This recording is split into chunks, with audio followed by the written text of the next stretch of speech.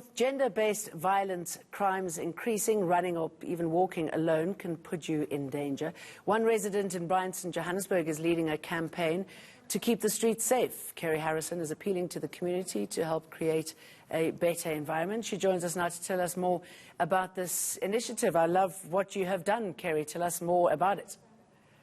Thank you. So, yeah, basically it stemmed from lockdown. I run with a running group called RLAG, and our running group couldn't do organised runs during lockdown.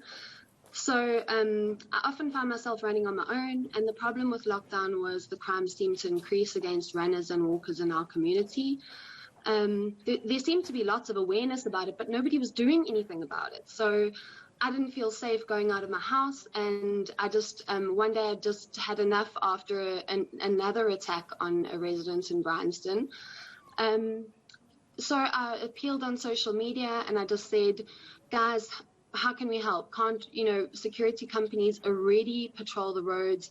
We all have armed response. Can't we form a collaboration between the runners and the security companies to try and do something, create the route that's safer for residents to run or walk or exercise in Bryanston?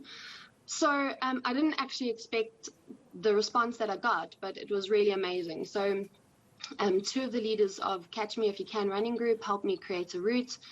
A couple of routes, and then a couple of the security companies put up their hands to really get involved. So CAP, Securiza Santon, Seven Arrows Security, and Fidelity ADT all put up their hands and said, we're in. They're obviously doing this service as an added service to the community, which is really amazing on their part. And so what we've done since then, we've actually, it became a bit hectic with a number of routes. So I just consulted with Graham Block from Run Zone, and we simplified the route to a 15-kilometer route for peak times. So between 6:30 to 9 in the morning and 4 to 5:30 in the evening. And basically the security companies each have a vehicle that patrol the route regularly during these times. And so the whole idea is that it's a route where the main roads are patrolled, so any runner can run out of their house, generally loop through boomed areas in this area of Bryanston, hop onto the main route that's created as the safer route, and then they can either do the 15 kilometers, or they can shorten it to 5 kilometers or 10 kilometers, or they can do a double loop and make it longer, or use the boomed areas to add on distance. So there's a couple of options for them, which is really great for runners in the community. And it's not just targeted at women. I mean, I know we're a softer target, but it's for any member of the community to feel safer, in hopping onto the route. And do you think this has encouraged people to get out and start training if maybe they hadn't done it before, that they'd been frightened off? Absolutely. So I've got lots of really positive messages from the initiative, just saying thank you so much.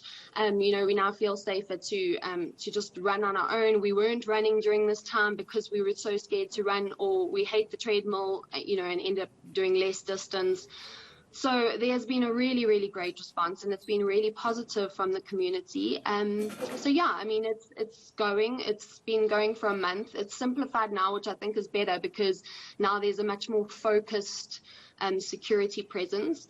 And we obviously can't guarantee that there are going to be no incidents on this route. I mean, a security vehicle may pass you and somebody might come right behind him, but there is a lot of security on the route. So we just hope that this deters criminals from doing their thing, so and it is great to just have one route that people can focus on. And briefly, if you will, I guess if it works there, you could, well, it is clearly working, you could roll this out in other parts of the country. Yeah, absolutely. So at the moment, I'm a bit of a one-man band, but there has been one of the community members yesterday who put their hand up, Nikki, who's going to try and help me with the project.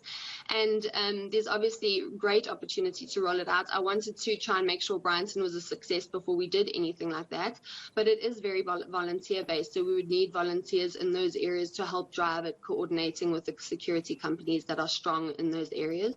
And we have also a couple of ideas on how to make it bigger. So one of the ideas was to maybe get corporates or companies involved to help fund a personal panic button that makes it more easier accessible to residents, and then residents can purchase that at a cheaper rate maybe, and that could link to the security companies that patrol the routes. So there are ideas on how we can give it a little bit more legs. Excellent, well done, and I wish you all the best. Kerry Harrison speaking to us from Bryanston Johannesburg.